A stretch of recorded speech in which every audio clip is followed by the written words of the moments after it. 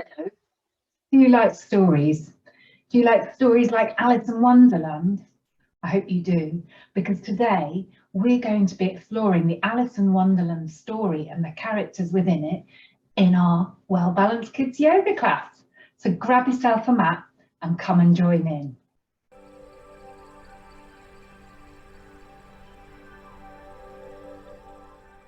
So we're going to have some fun today with Alice in Wonderland and all the funny characters like the Mad Hatter and the White Rabbit.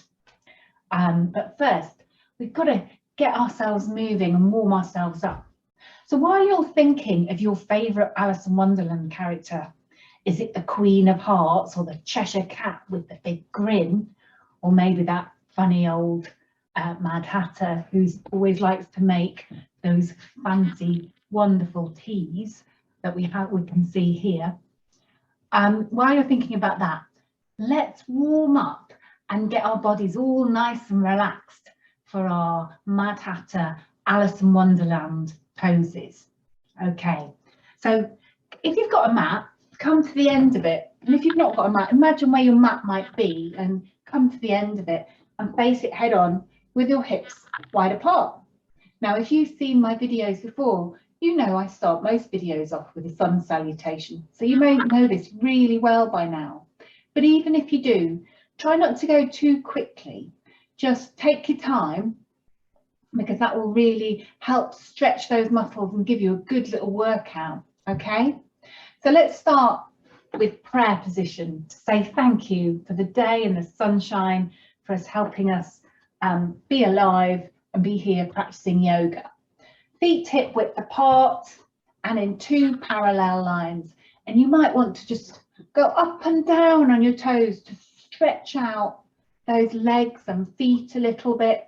You might want to spread out those toes so they've got lots of space between them.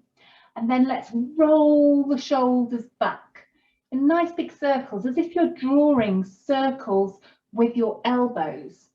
And let's do it the other way too, drawing circles with your elbow this way.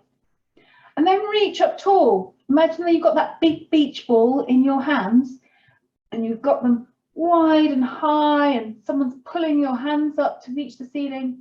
Just let your shoulders drop down so that your shoulders aren't crunching up by your ears. And then put your hands on your knees and really push out that bottom to create that lovely, nice flat back. And it's perfectly okay if your knees are bent, and just look down at the floor so you're not all crunched up, but you're really straightening that back. Then hands drop to the floor, left foot back into your lovely lunge pose, remembering to have your knee over your ankle. Really, you can bob up and down a bit here if you like, really stretching out that back leg before joining it with the other back leg and creating a lovely flat shape, straight shape with your body in high plank. And then bring your knees to the floor and kiss the mat that you're on, if it's clean, of course, and with your bottom on your feet for child pose. Give yourself a nice stretch here, really make those fingers active, maybe dance them around on the mat a bit to make them nice and active and really feel that stretch in your arms. Then draw a line with your nose up the mat, coming forward onto your elbows and hands as we come into Sphinx pose. So we lift our heart up and our faces up and really just look up, feeling that upper stretch in that upper back. Then curl your toes under, push up from your hands and into downward dog. So get your feet comfortable, maybe stretch out your legs and get yourself all comfy.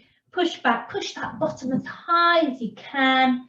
Really stretch out, feel that stretch down the back of your legs and down your back. And then bring the left foot forward into lunge on the other side. Really bounce maybe a little bit, feel that stretch. Feet together and flat back, then up into mountain before finishing in prayer. So if you've done sun salutation before, did you follow all those little extras that I put in? Sometimes if you do something a lot, you think, oh, I know that, and I'm bored and I'm going really quickly. But if you just stop, slow down, put a few extra little touches in there, it can really make a difference. And if it's new to you, well, welcome to sun salutation, because we're going to do it one more time to really get you to grips with the great yoga sequence that sun salutation is. So we might go a little bit quicker this time now you've done it once. So prayer position, then drawing the circles with your elbows, nice, going backwards and forwards, rotating those shoulder joints, and then flat back, push your bottom out, hands to the floor, lunge, do a little bounce if you like. Then nice high plank, and you might want to tip forward on your toes and back. Just give yourself a little movement there.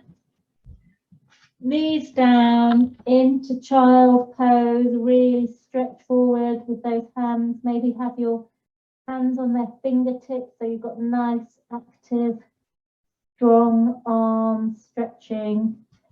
Then draw that line up with your nose into Sphinx pose, raising your chest and your eyes up to the ceiling. Curl your toes under, push back into downward dog. Really step out those legs, nice and stretched, really push back from your hands, push up that bottom really high.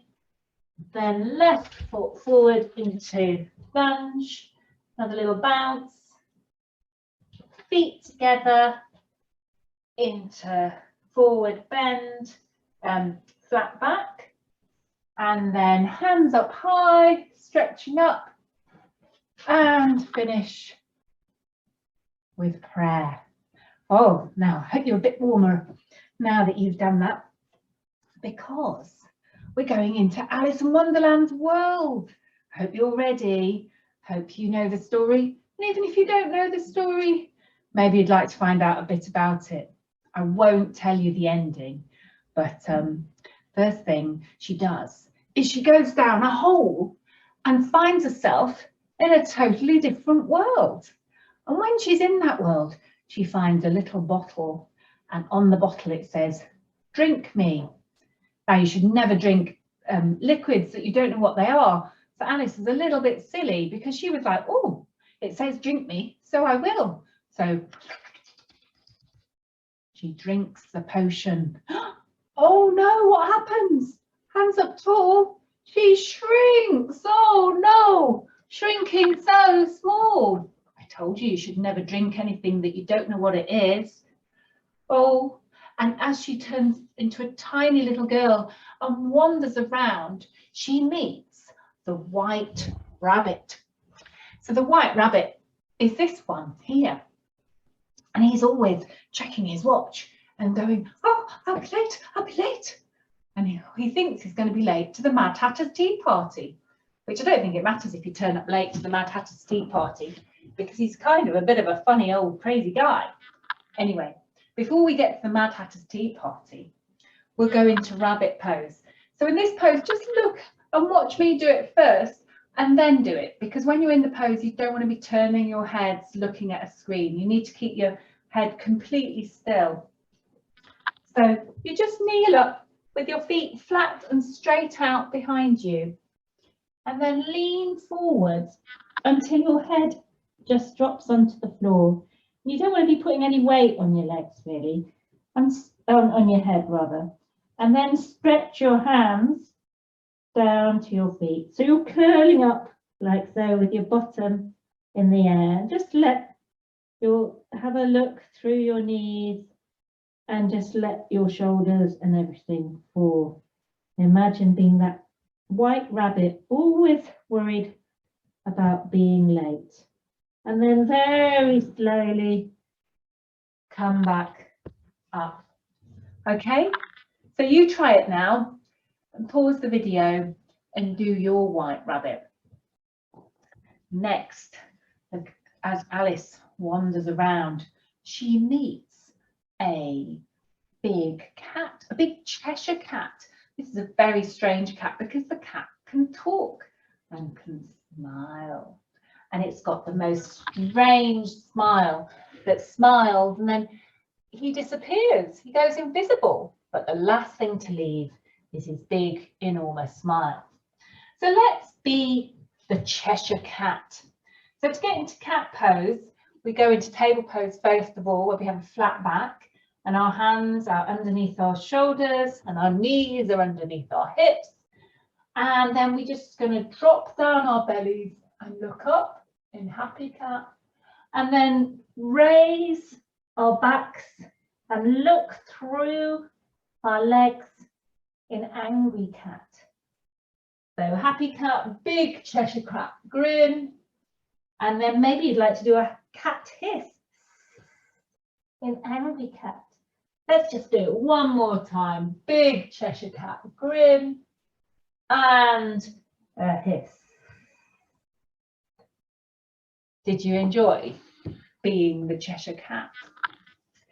Next, we're not going to do the Mad Hatter because I don't know, what could we do as a yoga pose for the Mad Hatter with his big top hat? Maybe you could think of a pose, put his hat on, eat his tea. Tell you what we could do. We could do a teapot, couldn't we? So let's stretch out your legs nice and wide and put your handle, teapot handle on one side and then your spout. And let's pour the cup of tea like so. Can you pour it again? Pour the cup of tea. And let's balance ourselves out by doing it on the other side. Pour the cup of tea on this side. And again. And maybe you can go right down to the floor, or maybe you just want to go a little bit. That's a lovely cup of tea. Well, on her travels, Alice finds herself in a strange place where she's in the Queen's of Hearts' grounds. And there she meets a footman and she meets a lizard called Bill. So first of all, we're going to find the footman who looks after the Queen's stuff. So he's a frog. So for frog pose, we put our feet out wide and we bring our hands to the floor. And maybe you can keep your feet on your heels on the floor. And if you can, well done. Or you may be like me and you can't, and that's okay too. Just try your best. The important thing is to keep your back nice and straight as you sit in this pose. And let's see how high your froggy can jump. Oh, how good is your frog at jumping? Do you want to give it another go? Oh, Froggy the footman. And then I said, she met a lizard, didn't she? Called Bill. So let's go into lizard pose, which is the one we did earlier in sun salutation, with your foot underneath your knee and your back leg stretched out. And just stretch your back leg out as far as it'll go to really get that great stretch. Then you can bring your knee down if you like. So it's just a little forward lunge if that's a bit too hard. And then swap over onto the other side. Because when we do yoga, we always do poses on both sides to keep our bodies nice and balanced. Otherwise, we might have big muscles on one side of the body and not on the other. That would look a little strange. As strange as the world that Alice in Wonderland goes to. Bring that leg down and a nice stretch. Well done. Oh, but what happens next? Alice meets the Queen of Hearts, and she's a bit scary, isn't she? For those of you that know the story. So we're going to do goddess pose for the Queen of Hearts. So put your feet out wide, spread them out wide, then clamp, pull your legs down, and then we go with big cactus-shaped arms. and we make ourselves big and bold and strong and put on a really cross face, because the Queen of Hearts is always very cross because nothing's quite the way she wants it. And she's always going, off with your head. Oh, this sounds very scary. So let's bring up our legs and stay one foot in the same position and one foot pointing at the end of the mat, and bend that front leg. Bring out our arms into warrior two position, because this is the position as we look over our front hand that we say, off with our heads, or off with her head, or off with his head. Oh, she's not very nice, is that Queen of Hearts. Let's swap our feet round and just stretch out on the other side. Are you going to be the nasty old Queen of Hearts telling everyone that they're going to get their heads chopped off? I don't think I'd like to meet her. Would you? Okay. And then finally, she manages to escape the Queen, doesn't she? And she finds a little mushroom and eats it. Again, Alice, you're eating things that you've just found. You don't know where they've been. Wouldn't recommend that at all. When she eats this mushroom, she shrinks. She shrinks all the way down, all the way. Or does she? No, I got it the wrong way round. She eats the mushroom and she grows. So let's grow all the way up. So just all grow close down as much as you can, your face touching your knees, and then bring yourself up super, super slowly, up, up, up into mountain pose, and stretch up high as Alice becomes a normal human girl size once more. And she goes back to where she lives and manages to escape the strange world of Alice in Wonderland. Did you enjoy that story? If you did and you've not read the book, why not check it out? It's by a very famous author called Lewis Carroll. And I believe also there's a couple of different films that I think Disney and some others have made of Alice in Wonderland that are great fun to watch. I hope you enjoyed it. So let's take a little seat and just have a little think about the Alice in Wonderland story.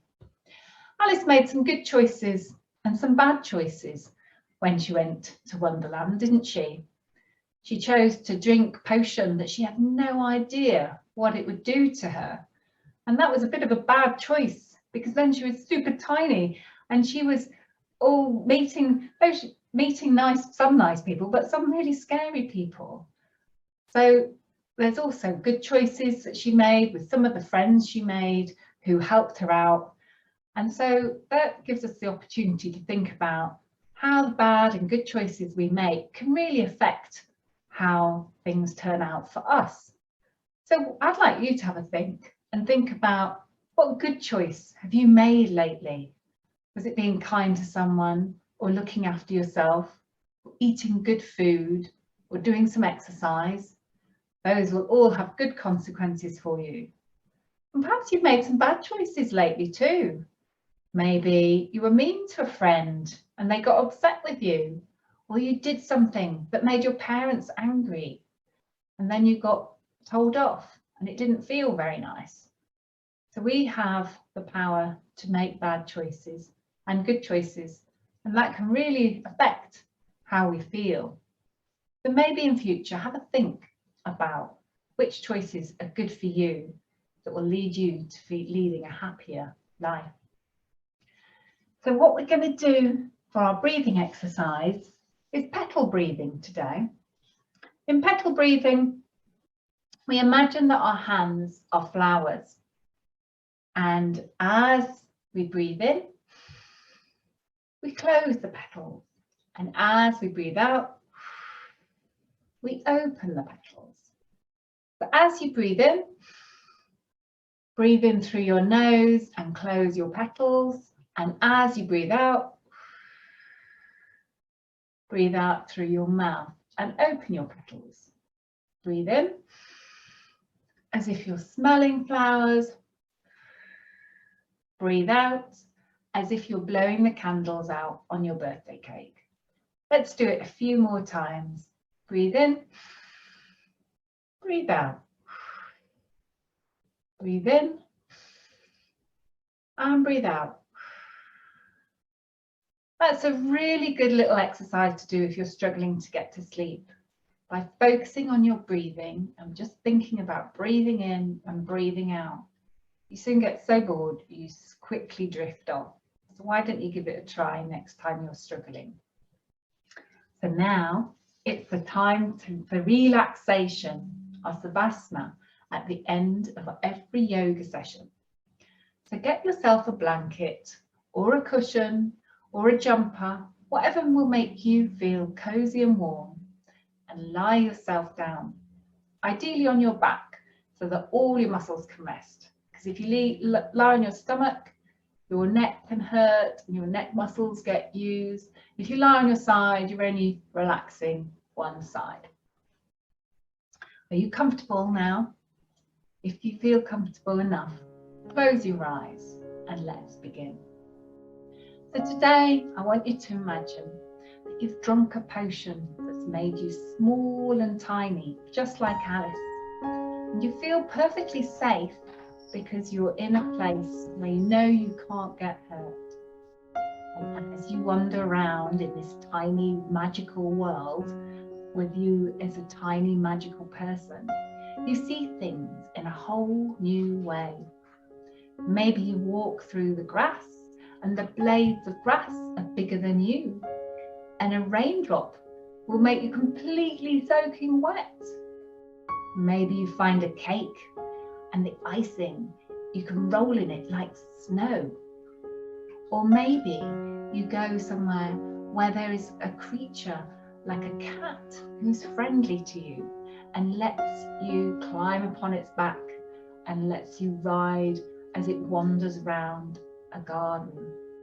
There's so many things that you could do if you were super small. You could creep under doors and pop into envelopes and get posted around the world.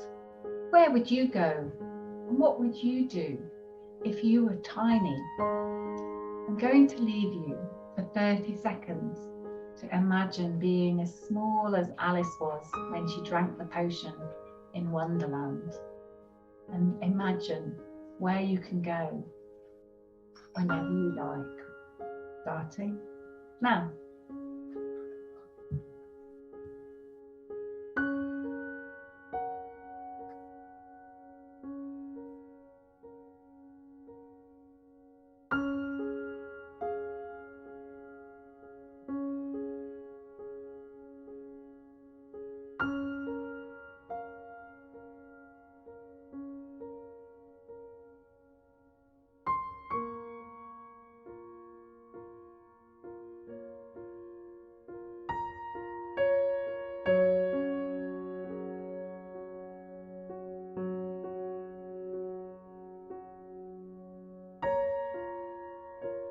And welcome back.